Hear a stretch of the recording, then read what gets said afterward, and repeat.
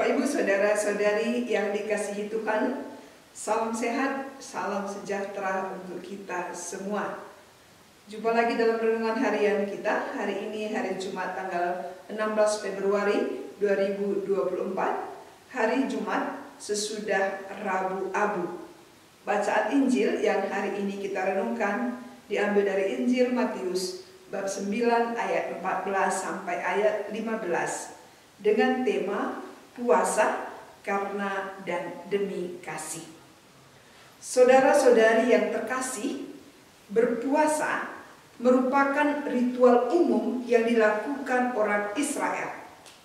Berpuasa dalam tradisi orang Israel umumnya sebagai bentuk kerendahan hati ketika datang beribadah kepada Tuhan.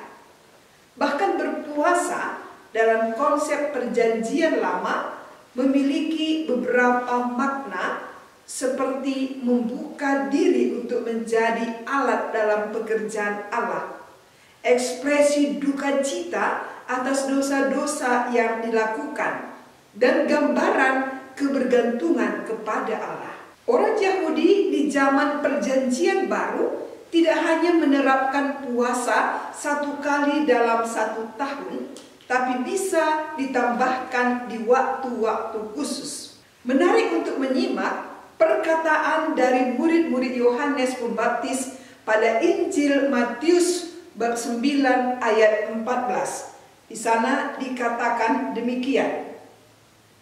Mengapa kami dan orang Farisi berpuasa, tetapi murid-muridmu tidak? Jelas terlihat bahwa murid Yohanes ingin menunjukkan semangat puasa. Semangat ini memang pastilah baik.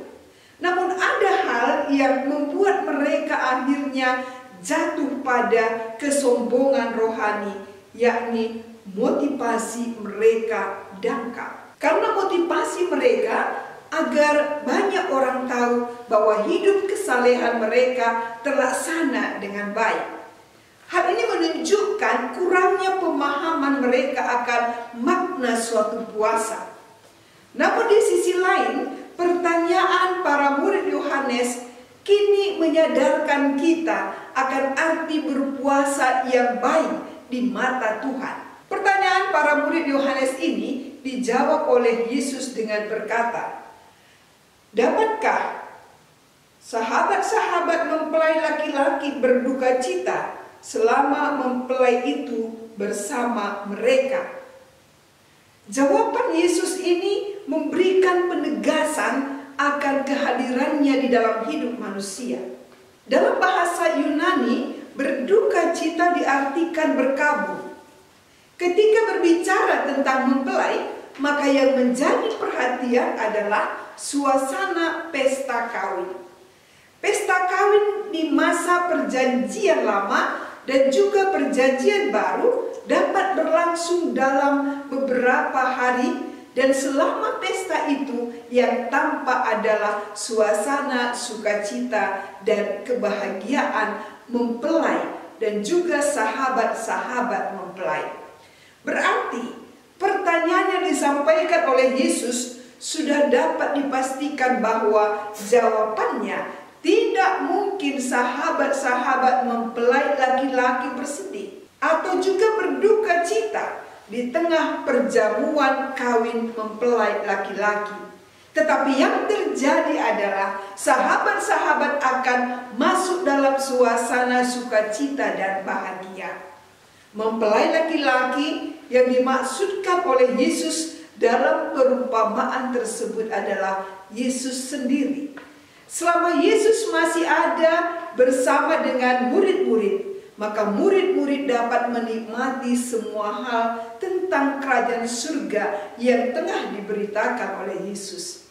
Akan tetapi, Yesus menegaskan bahwa akan tiba waktunya mempelai laki-laki akan diambil dari mereka, dan orang-orang yang tidak percaya dan menolak tentang kerajaan surga. Ketika Yesus diambil dari tengah-tengah murid oleh orang-orang yang tidak percaya dan yang menolak dia, saat itulah para murid akan berpuasa sebab mereka amat kehilangan sosok yang mereka kasihi.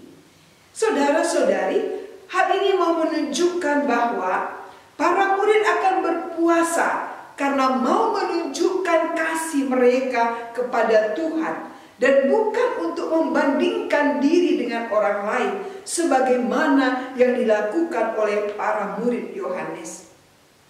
Saudara-saudari terkasih, jawaban Yesus atas pertanyaan tersebut mengajarkan agar murid-murid Yohanes dan juga orang-orang Farisi melakukan puasa tidak didasarkan pada tradisi-tradisi nenek moyang atau kebiasaan yang sudah rutin, tetapi dilakukan dengan kerendahan hati, melakukan kebenaran dan keadilan, serta kebergantungan seseorang kepada Allah.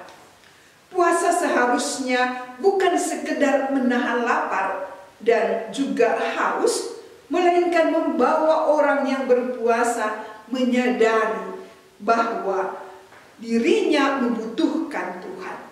Puasa seharusnya bukan sekedar keinginan untuk mengendalikan berat badan, melainkan membawa seseorang semakin mengasihi Allah dan mengasihi sesama.